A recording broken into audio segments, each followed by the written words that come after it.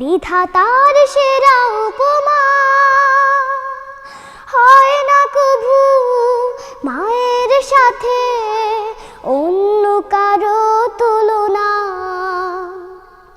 মার পরশে যায় যে মুছে, মার পরশে যায় যে মুছে সকল বেদনা যত। আমি চাঁদকে বলি তুমি সুন্দর নও আমার মায়ের মতো। গোলাপকে বলি